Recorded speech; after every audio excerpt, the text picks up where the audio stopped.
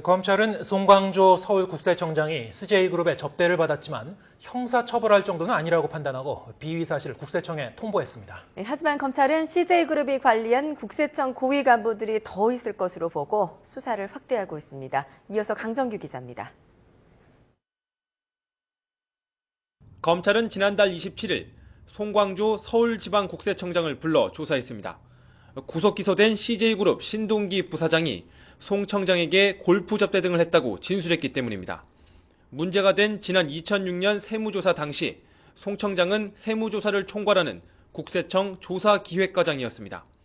그러나 검찰은 형사처벌할 정도의 혐의는 확인하지 못해 국세청에 비위 사실만 통보했다고 밝혔습니다. 송 청장은 조직에 부담을 주지 않겠다며 사의를 표명했지만 CJ그룹의 로비가 전방위로 이루어졌다는 사실을 증명한 셈이 됐습니다.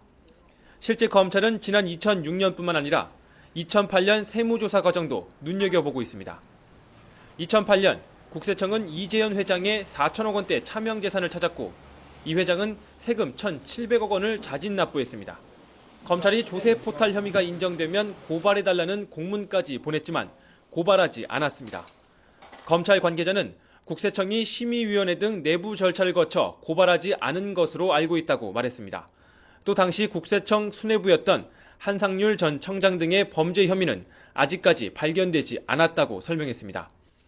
그러나 검찰은 수사 과정에서 CJ그룹의 국세청 로비 정황을 담은 내부 문건 등을 확보해 사실관계를 확인하고 있습니다. 특히 로비와 관련된 CJ 측의 구체적인 진술을 확보한 것으로 알려져 검찰 수사가 확대될 것으로 보입니다. YTN 강정규입니다.